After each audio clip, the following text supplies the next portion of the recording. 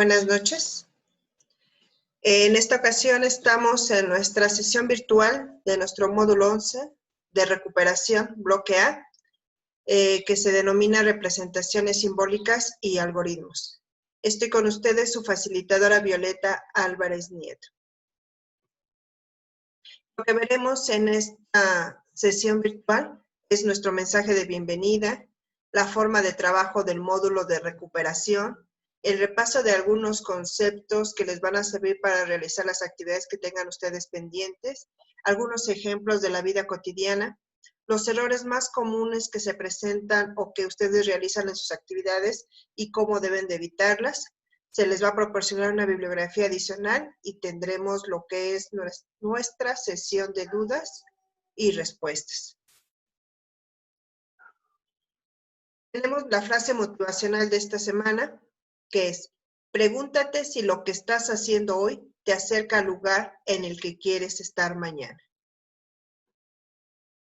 El propósito de este módulo es que se planteen problemas contextualizados, aplicables al entorno del estudiante y proponer soluciones a través del uso de modelos matemáticos, lineales y cuadráticos, cuya solución esté en el conjunto de los números reales. La forma de trabajo en este módulo de recuperación es que ustedes van a poder elaborar lo que son las actividades integradoras. Recordemos que en nuestro módulo existen 6 actividades integradoras que ustedes tienen que resolver. Si no han hecho ninguna de estas actividades, ustedes pueden hacerlas y enviarlas. Recordemos que tenemos nada más 10 días para poder realizar lo que son nuestras actividades integradoras. Este módulo de recuperación dio inicio el día jueves 18 de junio y va a tener término el día 30 de junio, el día 1 de julio, perdón. Entonces, en ese periodo de lo que son 10 días, ustedes van a poder enviar las actividades que tengan pendientes. En breve les voy a hacer llegar lo que es su correo electrónico. En su correo electrónico las actividades que ustedes tienen pendientes de manera precisa para que se concentren en ellas. Si ya las enviaron, pero estuvieron reprobadas, también hay que corregirlas y volverlas nuevamente a enviar, pero ya corregidos. No me vuelvan a mandar los archivos que tienen que estuvieron mal. Hay que corregirlos y tomen en cuenta la retroalimentación que les hizo su facilitador anterior. También van a poder mandar, si es que no lo han hecho, su proyecto integrador.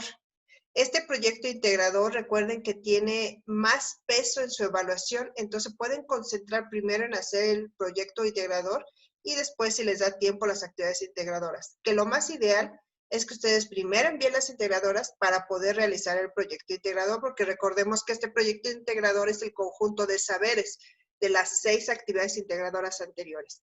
Pero consideren también lo que más peso tiene para poder aprobar este módulo.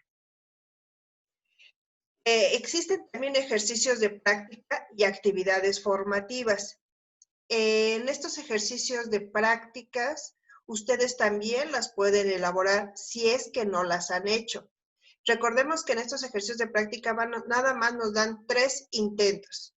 Si agotamos los 3 intentos, ya no me deja la plataforma poder ingresar. Si ya los hicieron y ya agotaron sus 3 intentos, la plataforma no se los va a dejar entregar. Sin embargo, si ustedes jamás han hecho un intento, pueden realizarlos y recuerden que eso pues, es la interacción de la plataforma y también les va a dar cierto puntaje. Pueden hacer también las actividades formativas. Esas actividades formativas de cada semana, ustedes las van a poder realizar y de igual manera, si ya tuvieron los 3 intentos, pues no les va a permitir elaborarlos.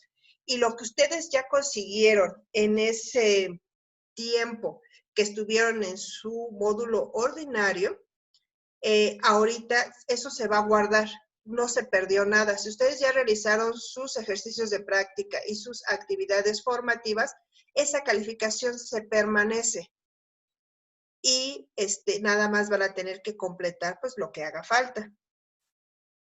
También tenemos lo que son las actividades socioemocionales.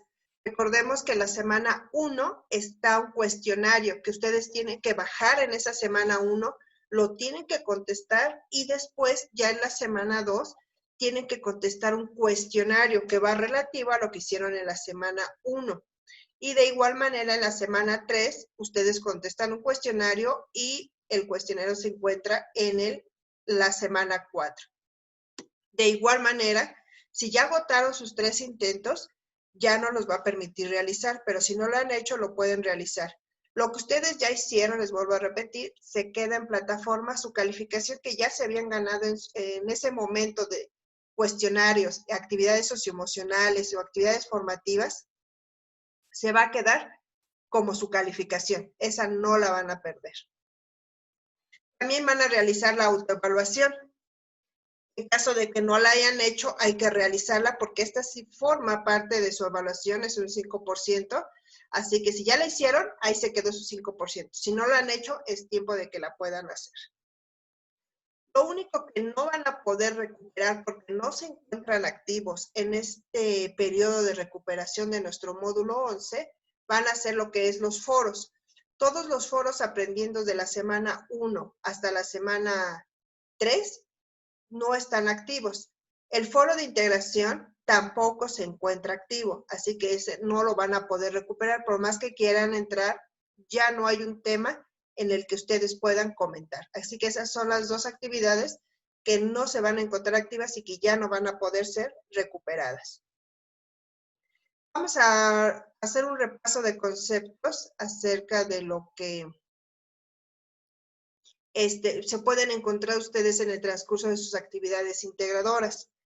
Como primer paso, necesitamos quedar claro qué son los números reales. Los números reales son todos los números que conocemos y que aplicamos en diferentes disciplinas, ya sean de matemáticas, de cálculo, de física, de química, y son todos los números que nosotros conocemos. Pero estos números reales están subdivididos en 2 tipos, lo que son los números racionales y los números irracionales.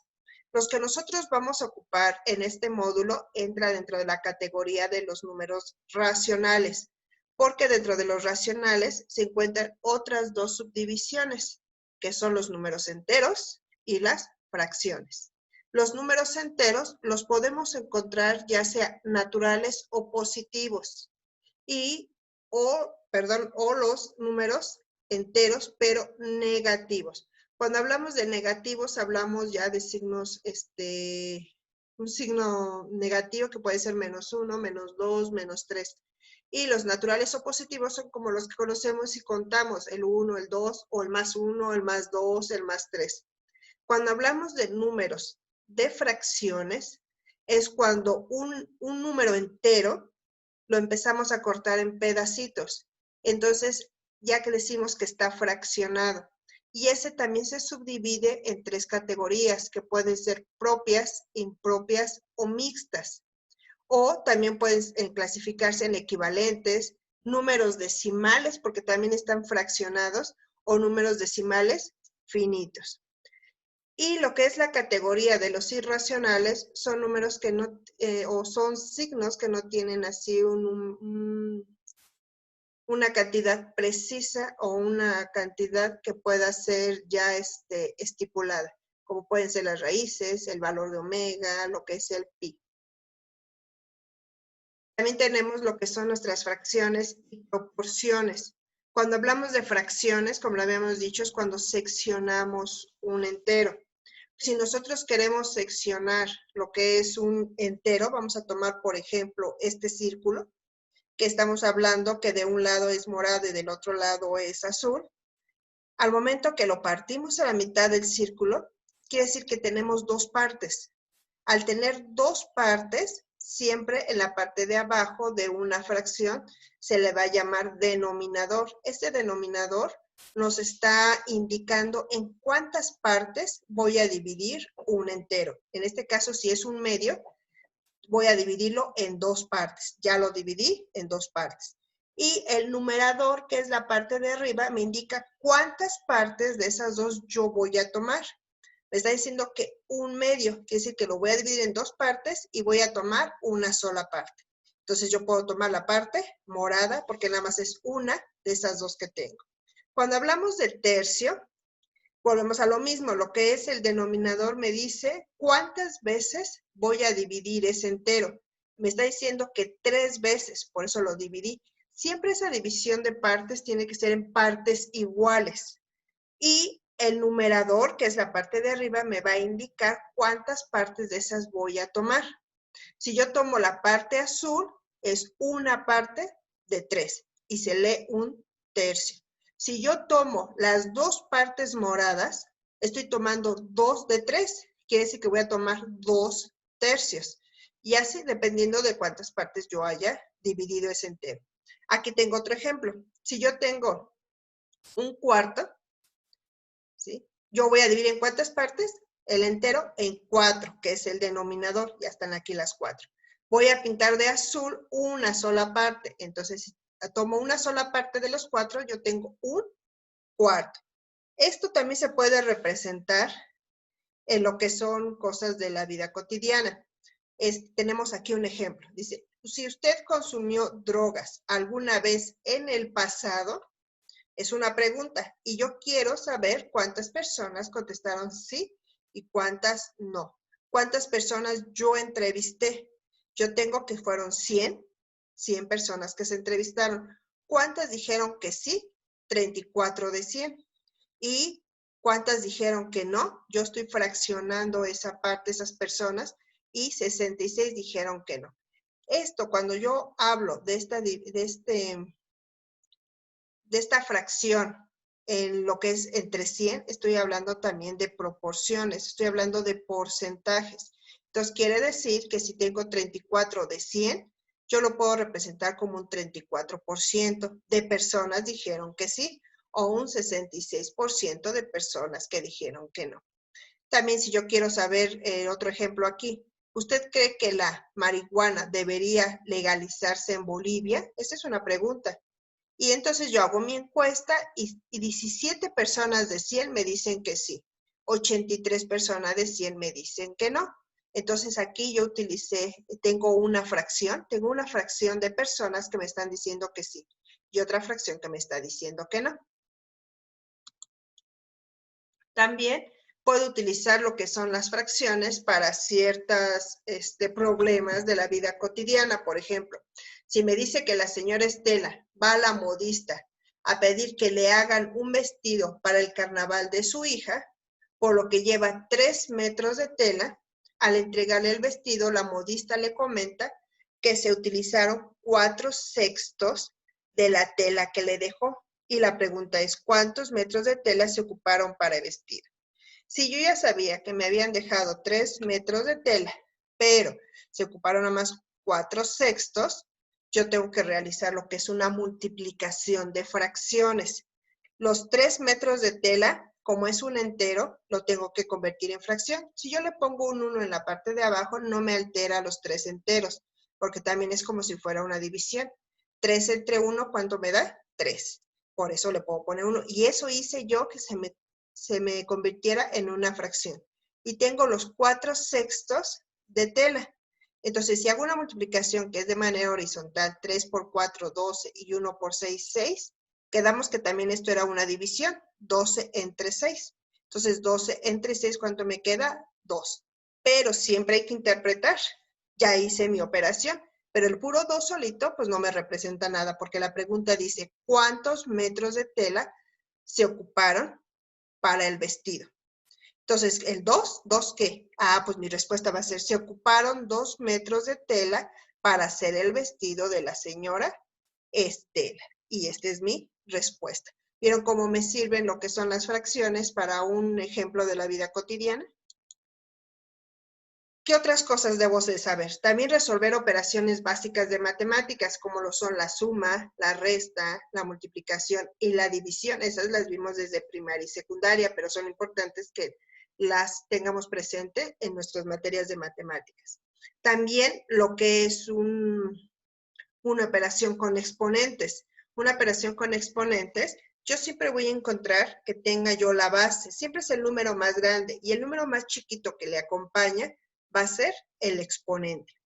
Y el exponente, ¿qué es lo que me representa? ¿Cuántas veces voy a multiplicar el número de la base? Si yo tengo 3 y aquí un 2 como exponente, quiere decir que 2 veces voy a multiplicar el 3 y es 3 por 3. Un error muy común es que dicen 3 por 2 y voy a dar 6. No, error muy grave. Son 2 veces el mismo número de la base. 3 por 3, 9. Y así, si yo tuviera 3 al cubo, que es el exponente tendría que ser un 3, serían 3 veces multiplicar, no sumar, multiplicar el 3. 3 por 3, 9. Por 3, 27. 3 veces el 3. Y eso es lo que me representa lo que es una operación con exponente.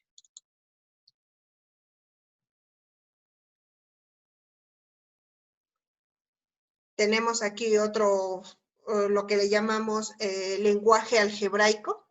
El lenguaje algebraico, por lo regular, lo utilizamos cuando desconocemos algún valor. Y para nosotros empezar a utilizar lo que es un lenguaje algebraico, debemos de tener presentes estos conceptos. Le llamamos término algebraico cuando se encuentran involucrados estos 4 factores.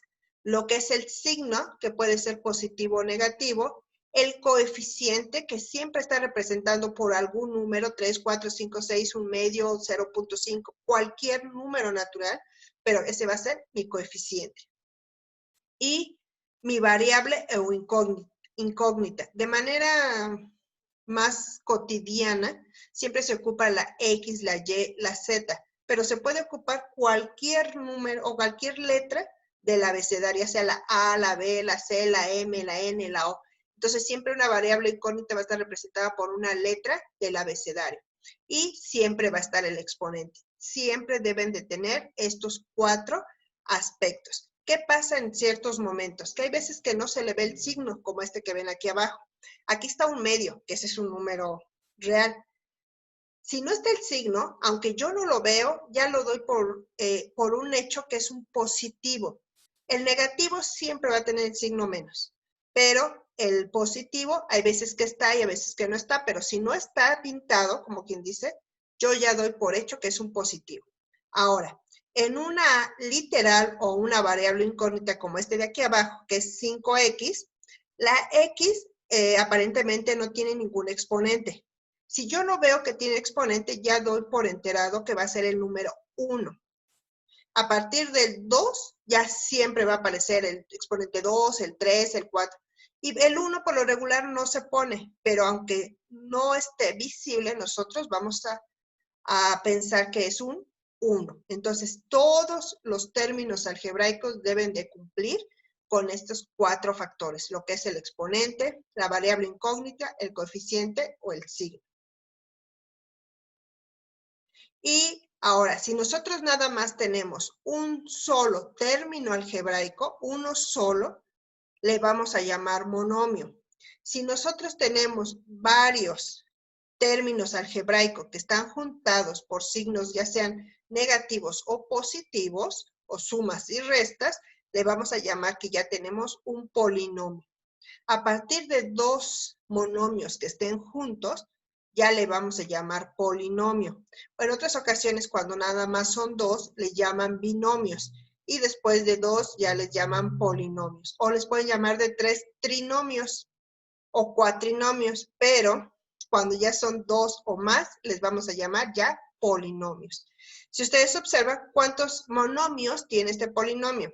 1, 2 y 3, lo que es 3 monomios. Y le llamamos polinomio. ¿Por qué el 13 no? El 13, como no tiene ninguna literal, a este le llamamos término independiente. Ahora, ¿qué es eso del lenguaje algebraico? El lenguaje algebraico está definido como el manejo de letras, que también lo llamamos literales o incógnitas, y es propio del lenguaje algebraico. Una literal es fundamentalmente una variable que representa una cantidad desconocida, por eso siempre decimos X cantidad. ¿Por qué? Porque no la conocemos y por eso le damos el valor de una letra. Su valor puede variar dependiendo de cada problema, pero Aunque se desconozca su valor, podemos hacer operaciones con ella. Y al ser un lenguaje hay que aprender y practicar sus expresiones. Y al ser un lenguaje también tiene sus reglas. Y eso es lo que hay que aprender a manejar sus reglas. A pesar de que puedo hacer operaciones con valores desconocidos, tengo que respetar ciertas leyes. El lenguaje algebraico lo podemos representar con algo que desconocemos. Veamos este problema, pues, simple, pero realmente luego lo llegamos a ocupar en la vida cotidiana. Me dice, Jimena compró un cuaderno en 820 pesos y 8 lápices iguales. En total pagó 1,500 pesos. ¿Cuál es el precio de cada lápiz? Ese es el valor que desconocemos. Sabemos que compró 8 lápices, pero no sabemos a cuánto costó cada lápiz. Vamos a convertirlo en una expresión algebraica utilizando el lenguaje algebraico. Quedamos que podríamos representarlo con cualquier letra. Ok, los datos me dicen que compró cuadernos y lápices. Entonces, aquí yo lo estoy expresando. La C como lo que es el cuaderno, más 8 lápices que compró, por eso le puse 8L. Y todo eso gastó, sumando los dos, gastó 1,500 pesos. Esos son los datos que yo tengo. Con estos datos, yo ya lo convertí en un lenguaje algebraico. Pero después del lenguaje algebraico, lo tengo que obtener el valor que necesito, porque la pregunta es, ¿cuál es el precio de cada lápiz? Entonces, me dice mis reglas. Esto se le llama despeje. ¿Por qué? Voy a ver primero cuáles son los valores que sí tengo. Sé que es el cuaderno. ¿Cuánto me costó el cuaderno? 820. Aquí ya le puse 820. Más 8 lápices que no desconocemos. Por eso le puse la X, porque es el valor que yo desconozco. Y todo eso me costó 1,500 pesos. Una de las reglas es, voy a ir dejando del lado izquierdo el valor que yo desconozco y del lado derecho los números que sí puedo ir manejando. Entonces, si yo tengo 1,500 del lado derecho, quiere decir que estos 820 que están del lado izquierdo, yo los puedo pasar del lado derecho, pero la regla me dice, si del lado izquierdo o de cualquier lado esté positivo, yo lo puedo pasar al otro lado, pero con su operación contraria. ¿Cuál es la operación contraria de la suma? La resta. Entonces lo voy a pasar los 820 restando del otro lado. Y se quedó 8X solito. Hago mi operación normal, 1,500 menos 820 y me quedan que 680. Pero aún así no está la X solita. Está todavía el 8 ahí, como quien dice, estorbándole. Entonces, si el 8 y la X están juntitas, esto quiere decir que están multiplicando. Si están multiplicando y yo quiero pasar el 8 del otro lado, la regla dice que con su operación contraria. ¿Cuál es la contraria de la multiplicación? La división. Y entonces pongo 680 entre 8. Hago mi operación normal y me sale 85. Ya tengo la X solita. Y entonces ahora sí me dice que X es igual a 85. Y la respuesta es, el precio de cada lápiz es de 85 pesos. La respuesta es totalmente indispensable en colocarla, porque hay veces que nada más le ponen X igual a 85, pero 85 ¿qué? ¿85 vacas, 85 borregos o a qué me estoy refiriendo? Tengo que darle una respuesta para que se entienda, y por eso puse la respuesta. El precio de cada lápiz es de 85 pesos. Si yo lo quiero comprobar, lo puedo hacer. Recordemos que la ecuación original o la fórmula original que nosotros creamos era C más 8L igual a 1,500. Quería decir que el cuaderno valía 820 pesos, más 8 lápices, cada uno de 85 pesos como nos costó. Hago mi multiplicación, 8 por 85 me da 680. Quiere decir que yo compré cuadernos 820 más 680 de lápices, hago la suma y me da 1,500 pesos. Quiere decir que el resultado que yo obtuve era el correcto. ¿Qué otra cosa puedo aplicar el lenguaje algebraico? El lenguaje algebraico lo puedo aplicar pues con cualquier valor que tenga yo desconocido. Por ejemplo, si aquí tenemos lo que es el bote, ¿sí? Rojo, y les llamaremos X porque no sabemos cuánto vale. Y ya las paletitas, les llamamos Y, vamos a expresarlo en términos algebraicos. Tengo 2 botes y 2 paletas. Entonces, si los botes eran X, ¿cuántos botes tengo? Pues 2X. Y si las paletas eran Y, ¿cuántas paletas tengo? 2Y. Yo lo represento en términos algebraicos. 2x más 2y me va a dar igual a 44. Eso fue lo único que hice, nada más trasladarlo a lo que es un lenguaje algebraico. Y trasladarlo a un lenguaje algebraico es utilizar números y letras. Sin solucionar, lo único que hice nada más fue trasladarlo a un lenguaje algebraico. Ya quedamos que era una X y estas eran 3. ¿Y qué significa? La Y. Entonces tenemos que X más 3Y igual a 30. ¿Vieron cómo se trasladó a un lenguaje algebraico? Ahora vamos a tratar de resolver uno. Yo tengo un botecito y tengo una paleta.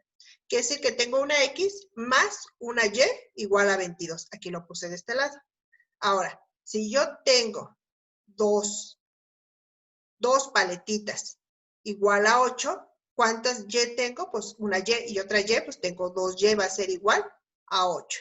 Ahora, si yo tengo una sola y eso va a ser igual a 4. Pues aquí tengo una sola paletita y tengo Y igual a 4. Y entonces eso me resulta un botecito. ¿Y cuánto vale el botecito? Pues X igual a 18. ¿Vieron? Lo único que hicimos fue trasladar a lo que le llamamos lenguaje algebraico. Algunas de las leyes que tenemos que respetar al momento de utilizar este lenguaje algebraico, si queremos resolver operaciones con él, es la ley de los signos. La ley de signos de multiplicación y la ley de signos de división. Y la ley de exponentes también, que tenemos que respetar. También podemos realizar, ya obteniendo nuestro lenguaje algebraico, lo que son suma de polinomios. ¿Esto qué quiere decir? Que yo puedo sumar términos semejantes. ¿A qué le voy a llamar términos semejantes? Si las letras, las puras letras, son iguales que sus exponentes. Observen aquí, tengo 4x al cubo, 6x al cubo. La letra es la misma. El exponente es el mismo. Quiere decir que sus coeficientes, que son los números, los voy a poder sumar o restar dependiendo que sea el caso. Aquí yo tengo un signo más, aunque no lo veo, y aquí un signo más. ¿Qué quiere decir? Que yo voy a poder sumar los exponentes. 4 más 6, 10. Y la literal y su exponente se repiten. Pero esa es una regla que debemos de tener bien presentes. Debe de ser la misma letra y el mismo exponente para que se puedan sumar. Aquí yo tengo otro, tengo x al cuadrado y x al cuadrado. Ahora sí quiere decir que si son la misma letra y el mismo exponente, sus coeficientes los puedo sumar o restar. En este caso tiene un signo negativo, lo voy a restar. A 3 le quito 7 y me va a quedar menos 4. Y esa es la regla que deben de tener muy presentes, que deben de tener la misma letra y el mismo exponente. Ahora, lo que es la multiplicación de polinomios. Esta la van a ocupar mucho dentro del módulo y debe de quedar bien precisa de qué es lo que van a hacer. Una multiplicación, cada uno de los elementos, recuerden que aquí tenemos x más 6 y está entre paréntesis. Y aparte tenemos otros términos que es 2x al cuadrado más 5x más 7. Como están entre paréntesis, dice que son términos diferentes. Están juntos y no hay un signo en medio de los paréntesis, no hay un signo más ni un signo menos. Están juntitos. Esto quiere decir que vamos a multiplicar. Y hay que multiplicar término por término. Primero la x por todos los otros 3. Por eso están aquí las flechitas. Y empiezo. X por 2x al cuadrado. Me queda 2x al cubo. Aquí no respeto eso de que tienen que ser los mismos exponentes, no, tienen que ser, pueden multiplicarse, ya sean aunque no sea la misma letra o aunque no tengan el mismo exponente. Pero según la ley de exponentes, los exponentes se tienen que sumar. Aquí es un exponente 2 y aquí es un exponente 1, por eso lo sumo. Entonces tengo 2 por 1, 2. X por X, X. Tiene un 1 y un 2, es al cubo, 2x al cubo. Otra vez la x con el que sigue. Más por más, más. 1, que no se ve, es un 1 el que tiene ahí a un lado de la x. Por 5 es 5. X por x, aquí está x. 1 más 1, porque es el exponente, es 2. y me falta otro. No puedo pasar con el 6 hasta que no termine los 3 términos. Más por más, más. 1 por 7, 7. Y x, como no tiene otra x, pues nada más se queda la x solita. Y posteriormente, ahora sí ya como acabé con los 3, ahora sí sigo con el 6 y tengo que hacer la misma mecánica cada uno de ellos. 6 por 2, 12. X al cuadrado más 6 por 5, 30. Nada más tiene la pura X, le pongo la X. 6 por 7, 42. Como ya terminé de multiplicar todo, siempre después de una multiplicación de un polinomio me van a quedar términos semejantes. Si ustedes observan, ya no hay paréntesis y me quedan términos semejantes. Aquí sí tengo que buscar. ¿Hay alguno que tenga X al cubo? No, entonces queda solito.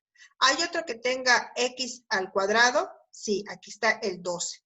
Más y más, pues quiere decir que voy a sumar. 5 más 12, 17 y nada más se repite la X al cuadrado. ¿Tengo otro X solito? Que está aquí el 30X, sí. Puedo sumarlos, sería 37X. Y después el 41 número que tenga solito, no, y se queda solito. Ya todos estos ya no son términos semejantes y ahí fue donde ya terminé por fin mi multiplicación de polinomios.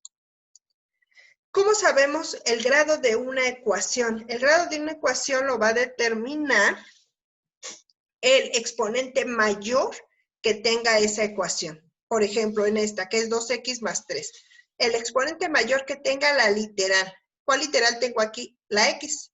¿Y cuál es su exponente? 1. No hay otro. Por eso determino que es una ecuación de primer grado. ¿Cómo sé que es una ecuación de segundo grado? Porque veo mis literales. Aquí tengo una x al cuadrado y aquí tengo un 4x, que está la x. ¿Cuál es el exponente de este 4x? Nada más es el 1. Y la de x al cuadrado es el 2. ¿Cuál es el exponente mayor? Es el 2. Eso quiere decir que esta es una ecuación de segundo grado. Y una de tercer grado, a pesar de que tengo x al cuadrado y la x, ¿cuál es el exponente mayor? La x al cubo, el 3. Entonces, quiero decir que es una ecuación de tercer grado.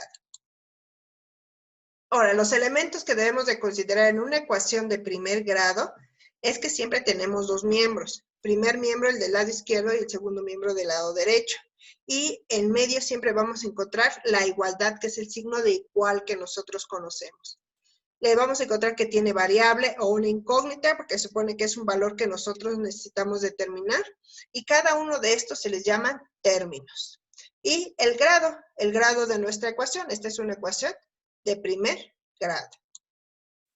También debemos de saber que existen lo que son ecuaciones de segundo grado, y estas ecuaciones de segundo grado se resuelven por medio de la fórmula general. Las ecuaciones de segundo grado las encontramos porque, como ya vimos anteriormente, la literal, su exponente mayor, pues es el 2, que es al cuadrado, y resulta que es una ecuación de segundo grado. La ecuación es una ecuación general que ya está estipulada y que conforme a esa ecuación lo único que tenemos que hacer es ir sustituyendo. Una ecuación de segundo grado siempre nos van a dar dos resultados. Si es para tomar lo que son medidas o metros, pues siempre vamos a tomar el positivo porque no va a haber una medida negativa. Si necesitamos saber cuánto voy a gastar en X cantidad, pues voy a gastar 10 pesos, si me sale un número positivo y otro negativo, no tomo el negativo y tomo el positivo. Errores muy comunes al momento de hacer sus actividades. No colocan procedimientos y esto es un error muy común porque en cada problema siempre deben de colocar sus procedimientos.